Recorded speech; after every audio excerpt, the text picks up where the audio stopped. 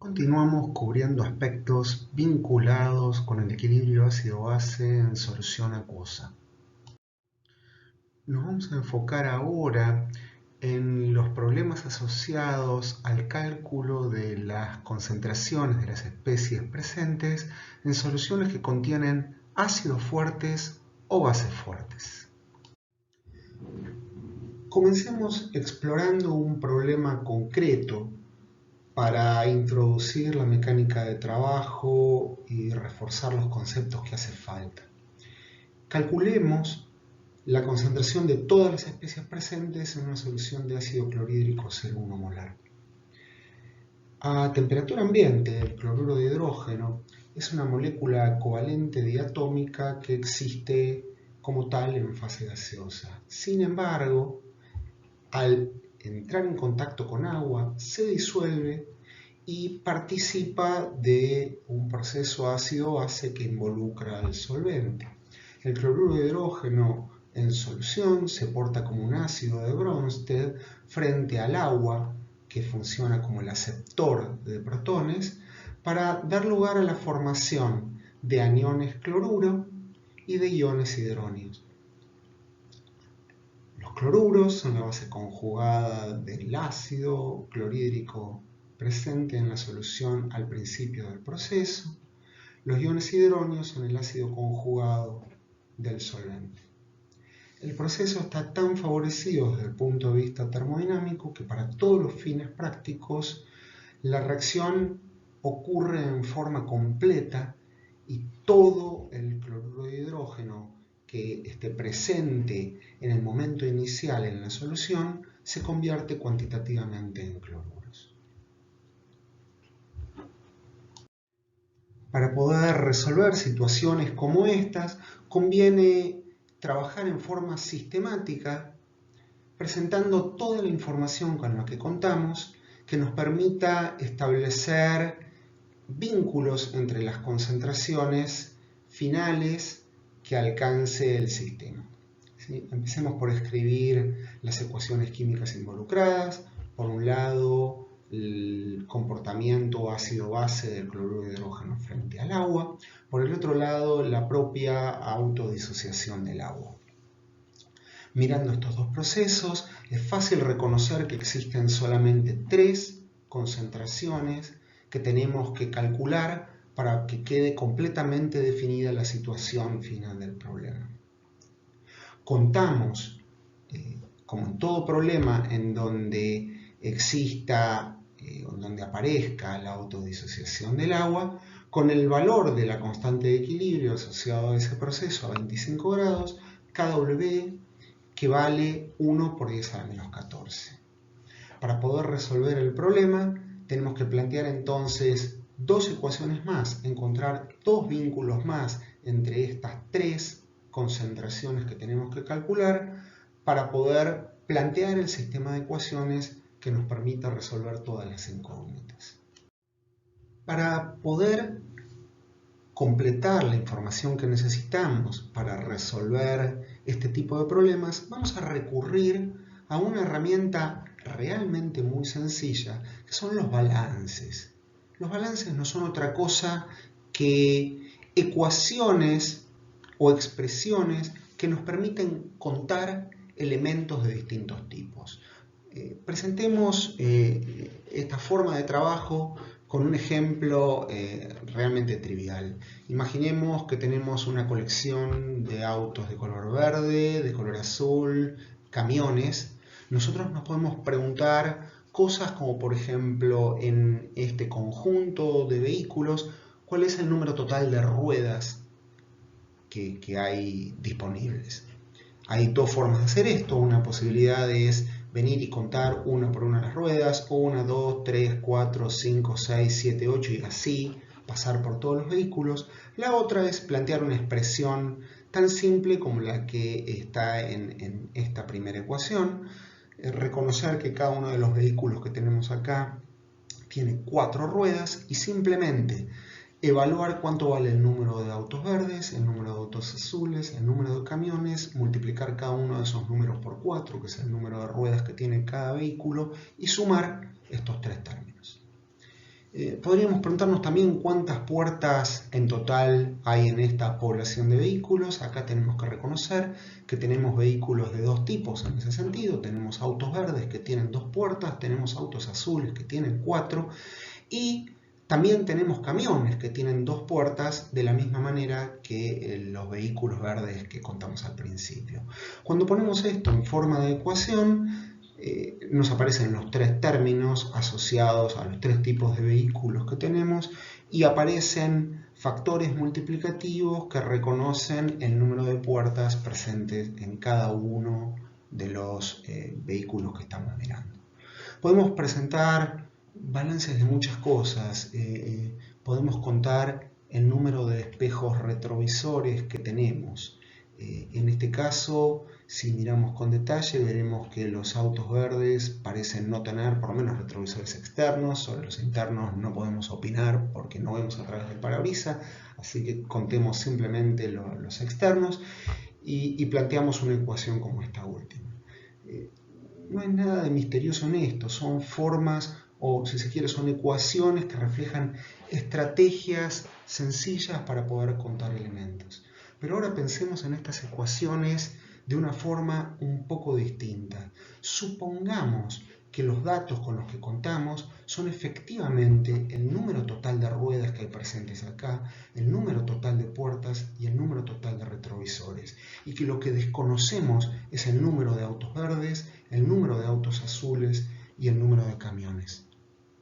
Sin dudas, si podemos presentar este tipo de ecuaciones, 3 ecuaciones como las que están acá, que vinculan las cantidades que estamos manejando y conocemos el total de ruedas, puertas y retrovisores, hemos sido capaces de presentar un sistema de 3 ecuaciones con 3 incógnitas que admite una única solución.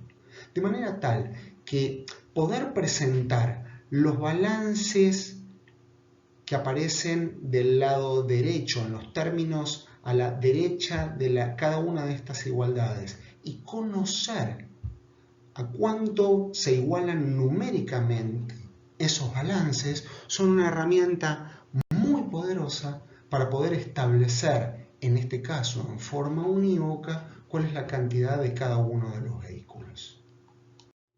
La verdad es que los balances de por sí no siempre proveen información suficiente para poder establecer en forma unívoca cuántos de cada uno de los vehículos tenemos. En este caso, en donde tomamos la población anterior y le agregamos algunas motos, estos 3 balances no son suficientes para poder resolver el problema. Si nos quedamos solo con estos posibles elementos a contar, ruedas, puertas, retrovisores, las soluciones que involucren números enteros al problema que estamos presentando no son necesariamente únicas, ¿sí? Por supuesto que el sistema termina de definirse si agregamos una ecuación más que sea independiente de las 3 ecuaciones que ya hemos incorporado acá. ¿Qué sé yo? Podríamos en este caso contar el número de faros que tiene cada uno de los vehículos. Como las motos tienen 1 y los demás tienen más de 1, eso introduce suficiente información en el problema como para poder resolverlo. Pero olvidemos esa posible estrategia por un segundo y recordemos esta idea importante asociada a los balances. Cada vez que podemos balancear, como en este caso, distintos elementos presentes en la población que nosotros queremos o de la que nosotros pretendemos cuantificar cada uno de los componentes, definitivamente establecemos relaciones, vínculos que acotan el número, acotan los posibles valores que pueden adoptar las cantidades que estamos buscando. ¿Qué tienen que ver los balances de ruedas, retrovisores y puertas con la resolución de problemas de ácido-base? Vamos al ejemplo concreto y nos vamos a dar cuenta. Teníamos un problema de 3 cantidades que teníamos que determinar y contábamos con una única ecuación que vinculaba a alguna de ellas. necesitamos de alguna manera encontrar una segunda y una tercera relación entre las cantidades que están acá para tener entonces las tres ecuaciones que permitan resolver el problema de calcular tres concentraciones. La primera entonces la aporta KW. ¿Quién aporta las demás? La segunda relación surge de plantear, igual que hicimos con los autitos de colores, un balance. En este caso va a ser el balance de cloruro presente en la solución. Cuando uno mira la primera de las ecuaciones, la que responde al equilibrio ácido-base en el que participa el ácido clorhídrico, vemos que en principio el cloruro puede presentarse de dos maneras en la solución. O bien está asociado a cloruro de hidrógeno, o bien está libre en la solución como aniones cloruros. No hay otra posible presentación, ¿sí? Si nosotros conocemos la cantidad total que tenemos en la solución, que hemos puesto en la solución de ácido clorhídrico, conocemos el término, uno de los términos de esta igualdad. La suma de todas las presentaciones posibles de ion cloruro tiene que ser igual a la cantidad que hemos puesto al principio. Ahora bien, ¿cuáles son todas las presentaciones posibles? En primera aproximación son dos. Hay cloruro de hidrógeno o hay cloruro. Pero en la práctica hay solo una, porque la existencia de una única flecha en este proceso nos indica que la reacción es completa y por lo tanto, una vez que el sistema se equilibre, no existe cloruro de hidrógeno en la solución. El balance de masa para iones cloruro en una solución 0,1 molar, como la que estamos calculando, de clorhídrico en agua, establece simplemente que la concentración de iones cloruro es igual a 0,1 molar. La tercera ecuación que necesitamos plantear para poder resolver el problema surge de escribir el balance de carga del sistema. Vamos a ver si entendemos de qué se trata. Tenemos dos ecuaciones químicas que representan los procesos que están ocurriendo en solución. Del lado de los reactivos tenemos en los dos casos especies neutras. En ausencia del proceso que se está describiendo a través de estas dos ecuaciones, solo hay especies neutras presentes en la solución. Cada uno de estos procesos genera especies cargadas, con la particularidad de que cada vez que se genera una especie de carga positiva, se genera una de carga negativa. Tanto en la ecuación que describe el proceso ácido-base que involucra el ácido clorhídrico, como en la ecuación que describe el equilibrio de autodisociación del agua. Esto es, la carga neta al principio del proceso es 0 y al final del proceso, igual que en cualquier momento intermedio entre el estado inicial y el estado final, sigue siendo 0. Esto es lo que se conoce como condición de electroneutralidad. En todo momento, las cargas positivas se balancean con las cargas negativas. El balance de carga es simplemente una forma de contabilizar el total de cargas negativas que hay en el sistema e igualarlo con el total de cargas positivas. En nuestro caso, la única especie catiónica presente en solución es el ion hidronio, de manera tal que la suma de todas las especies con carga positiva contiene solamente un término. Sin embargo, hay dos tipos distintos de especies con carga -1, el ion cloruro y el ion oxidrilo, de manera tal que la cantidad total de protones tiene que igualar a la suma de oxidrilos más cloruros, ¿sí? Cantidad total puede expresarse también por unidad de volumen, de forma tal que el balance de carga se puede expresar en términos de concentración como está escrito acá. Noten que esta ecuación lo único que está diciendo es la cantidad de carga positiva igual a la cantidad de carga negativa, aun cuando no establece de ninguna manera cómo es que esta carga negativa está distribuida. No dice si oxidrilos debe ser grande o chico respecto de cloruros y viceversa.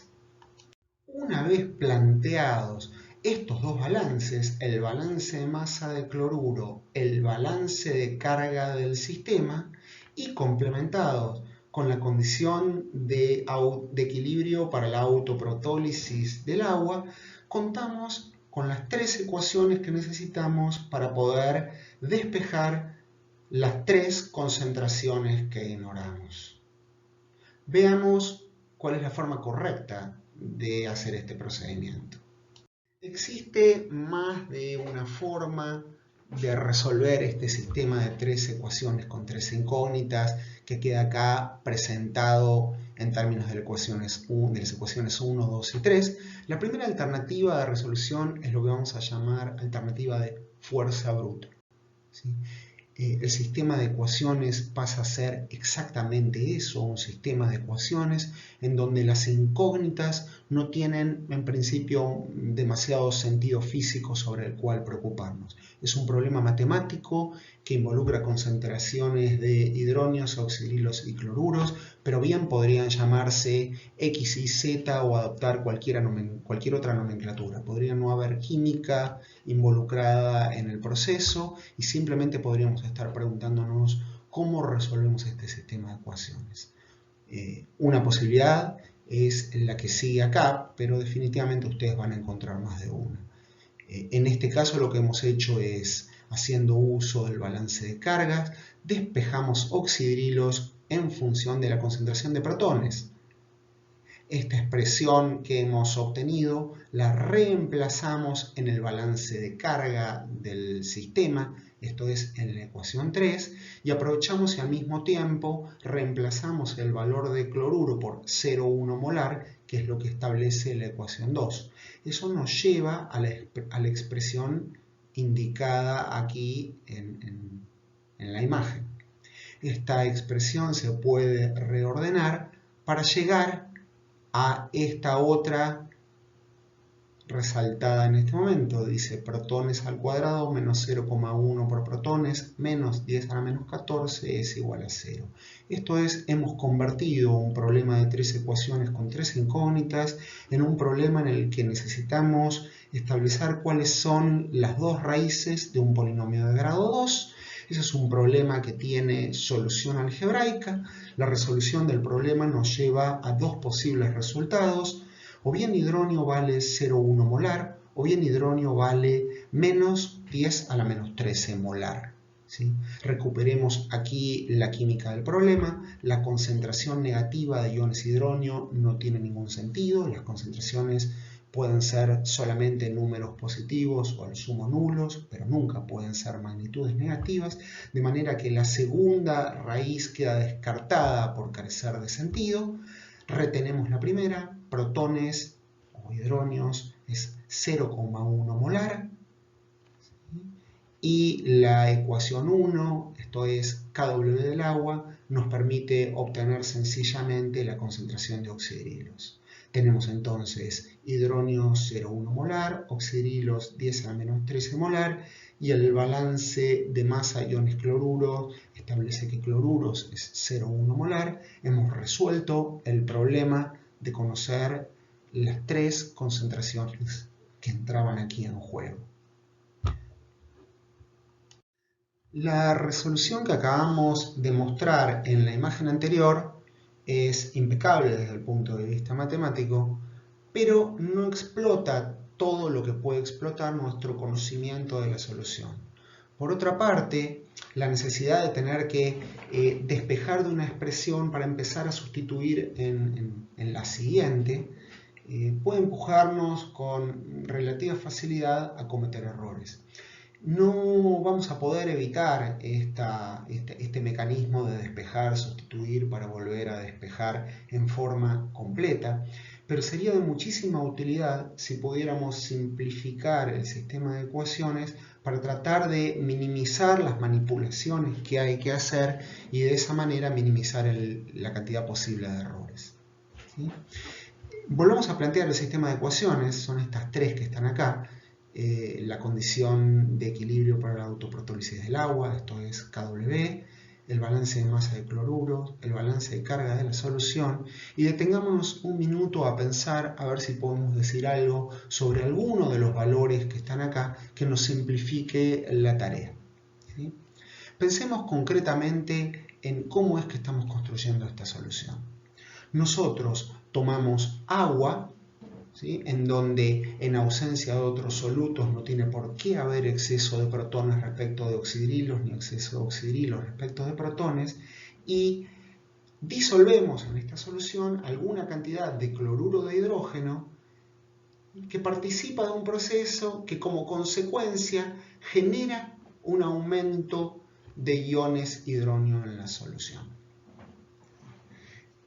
Sin necesidad de hacer ninguna cuenta, es fácil reconocer que en la situación final la cantidad de hidronio tiene que ser más grande que lo que había al principio, ¿sí? Y aunque se restablezcan cantidades adecuadas de hidronio y de oxidrilo de manera tal que su producto sea igual a Kw, al final del proceso debe haber un exceso de hidronio respecto de oxidrilos, o si se quiere, al final del proceso vamos a tener una solución ácida.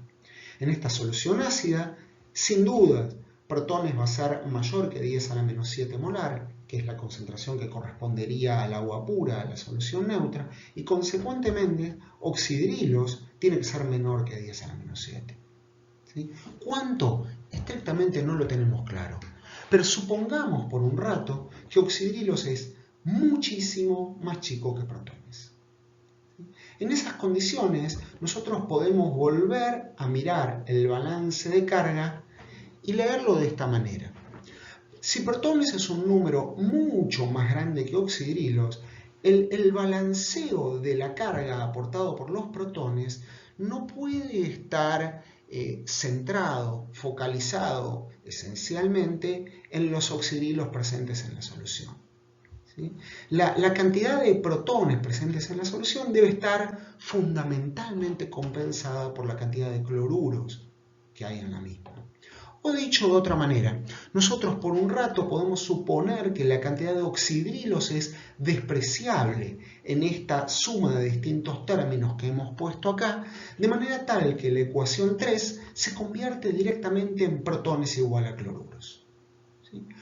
Pero protones igual a cloruros, usando el balance de masa para iones cloruros, es equivalente a decir que protones es directamente 0,1 molar.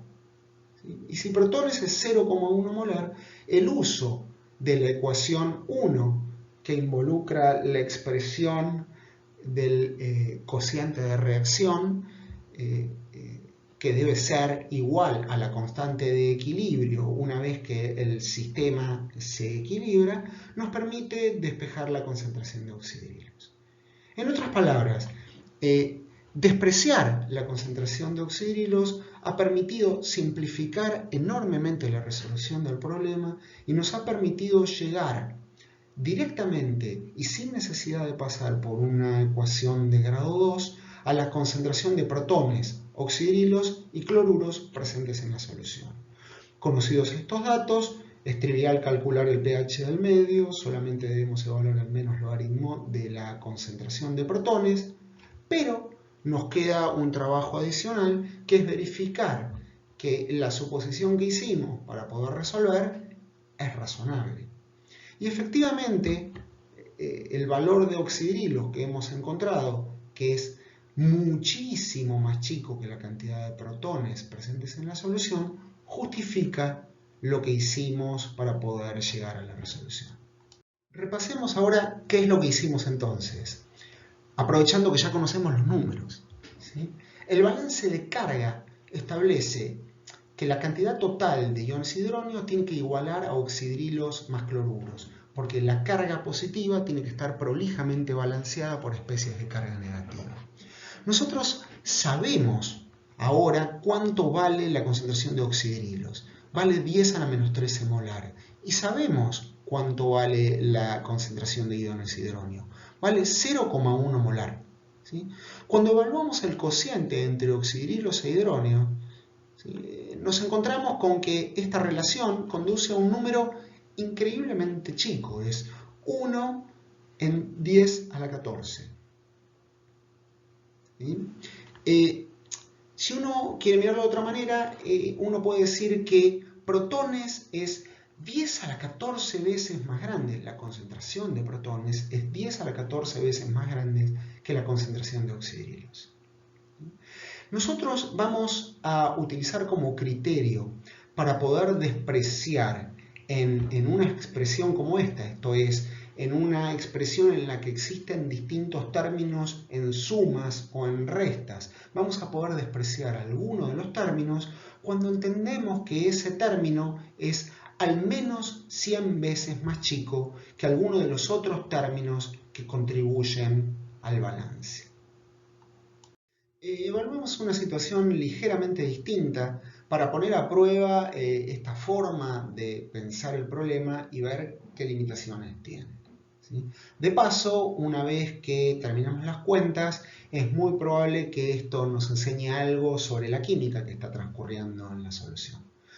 Sigamos trabajando con cloruro de hidrógeno, pero en vez de calcular la concentración de protones, oxidrilos, cloruros y el pH del medio para una solución 0,1 molar, trabajemos con el caso de una solución muy diluida, esto es 10 a la menos 8 molar. Las tres ecuaciones que están escritas acá no son otra cosa que la expresión de KW, el balance de masa de cloruro y el balance de carga. Razonemos por un momento exactamente igual que en las transparencias precedentes y despreciemos la concentración de oxidrilos suponiendo que oxidrilos tiene que ser mucho más chico que protones. Al fin y al cabo estamos disolviendo un ácido en agua. ¿Sí? Hacer esto nos lleva inmediatamente a protones igual a cloruros y por lo tanto protones igual a 10 a la menos 8 molar. Este número nos pone de frente dos problemas severos. El primer problema, acabamos de razonar que podemos despreciar oxidrilos por ser mucho más chico que protones. Sin embargo, si protones vale 10 a la menos 8 molar, el uso de la expresión de KW conduce a oxidrilos igual a 10 a la menos 6 molar. Lejos de ser menor, esta cuenta sugiere que oxidrilos es mayor. ¿Sí? Esto es, obtenemos un resultado que no es consistente con las suposiciones que hicimos. Esto solo ya nos empujaría a volver para atrás, descartar esta suposición y resolver el sistema completo de ecuaciones. En este caso en particular, el valor obtenido de protones 10 a la menos 8 molar es definitivamente menor que 10 a la menos 7 molar, que es la cantidad de protones o iones hidronio presentes en agua pura. Dicho de otra forma, hemos colocado una sustancia en solución que presenta un comportamiento ácido, esperamos que la solución final sea ácida y nuestra resolución conduce a una solución en donde la concentración de protones es característica de una solución básica. No solo no cumplimos con las suposiciones que hemos realizado para poder resolver, sino que además llegamos a un resultado que es a todas luces ridículo. El agregado de ácido a agua neutra jamás puede alcalinizar la solución. ¿Sí? El único motivo por el cual hemos llegado a este resultado absurdo es que hemos hecho una suposición que en la práctica no se verifica.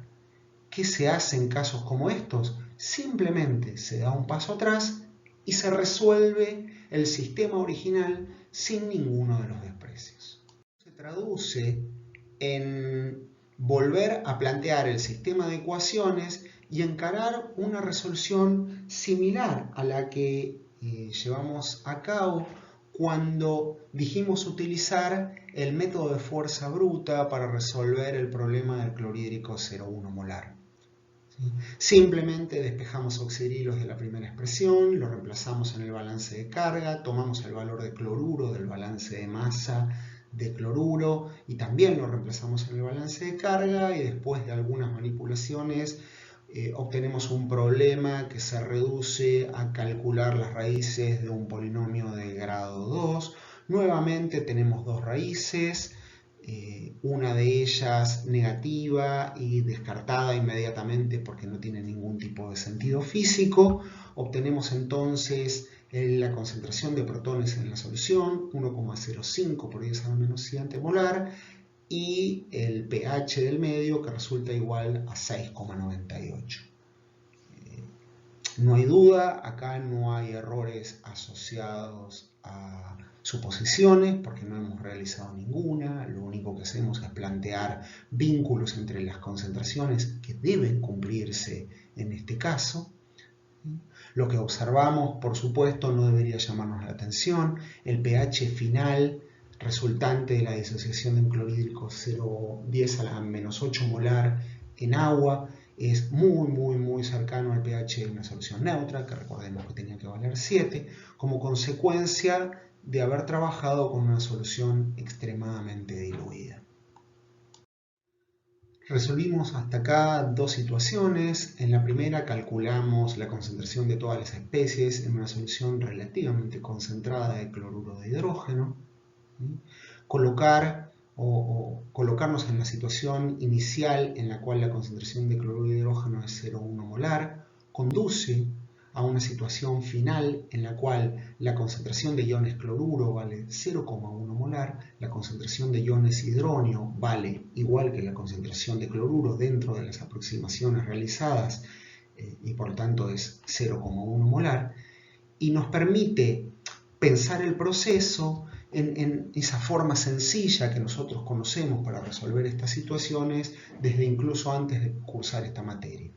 Esta solución concentrada en la cual el ácido clorhídrico reacciona con agua para dar protones más cloruro puede ser pensada como un problema de conversión completa de reactivos en productos.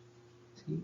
Y el aporte debido a este segundo proceso que está ocurriendo en forma simultánea en solución acuosa no se vuelve evidente en los números que colocamos acá, salvo por supuesto en el momento en que calculamos la concentración de oxidrilo de esta solución utilizando KW. Por el contrario, cuando trabajamos con una solución muy diluida, no existe este predominio neto del comportamiento como ácido del clorhídrico y no podemos evitar tener que considerar en forma simultánea los dos procesos a través de la resolución de una ecuación cuadrática que surge de trabajar estas tres expresiones que hemos escrito, que nos permite calcular la cantidad de protones presentes en la solución, el pH, la concentración de oxidrilos a través de KW, aunque acá no lo explicitemos, y nos permite de esa forma conocer en forma completa la concentración de todas las especies presentes en la solución. Por una cuestión de completitud, veamos ahora cómo trabajar con una situación en la cual, en vez de tener inicialmente un ácido fuerte presente en la solución, trabajamos con una base fuerte.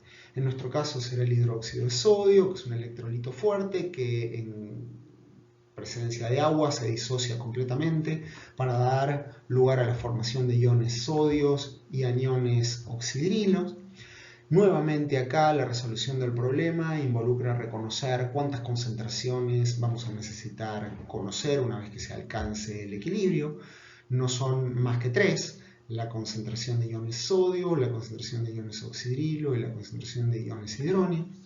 Planteamos para eso tres ecuaciones. La primera es el vínculo entre la concentración de oxidrilos y de hidróneo dado por la constante de equilibrio.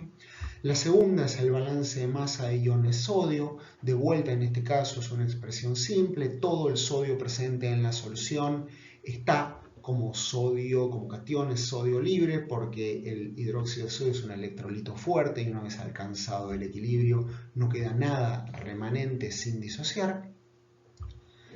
Y la cantidad total la conocemos porque es lo que colocamos al principio.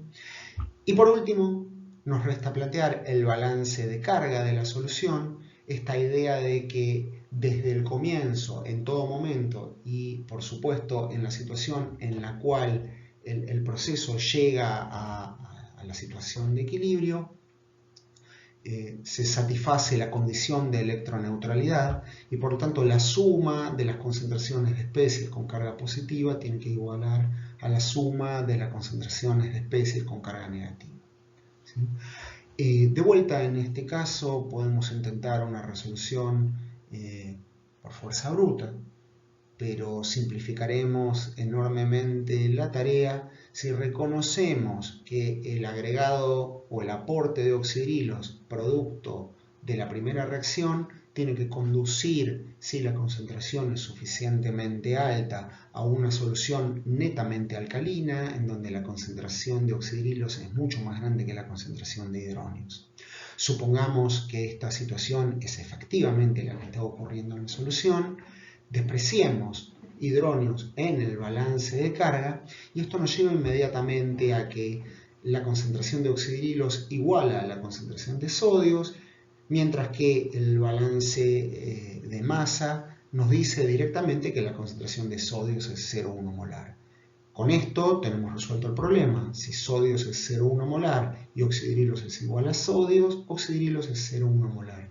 Y el uso de la expresión de la constante de equilibrio nos permite calcular la concentración de protones. Antes de recuadrar y quedarnos tranquilos con que hemos encontrado la resolución o la respuesta correcta al problema, nos resta verificar las hipótesis. Nosotros dijimos, para poder resolver esto, que oxidrilos era mucho más grande que protones. En nuestra regla interna que vamos a aplicar a la resolución de los problemas mucho más grande, quiere decir al menos 100 veces más grande, y efectivamente 0,1 molar es muchísimo más que 100 veces más grande que 10 a la menos 13 molar, con lo cual podemos tener confianza en que las soluciones que hemos encontrado por esta vía son las correctas. Resumiendo, hemos aprendido a trabajar utilizando el balance de masa y el balance de carga junto con la expresión de KW para resolver el problema de calcular las concentraciones de todas las especies presentes en soluciones de ácidos fuertes o de bases fuertes. Incorporamos también o presentamos por primera vez el uso de aproximaciones para poder facilitar la resolución de estos problemas. Una metodología de trabajo que vamos a ver que se vuelve de gran utilidad en la medida en que empecemos a explorar sistemas cada vez más complejos.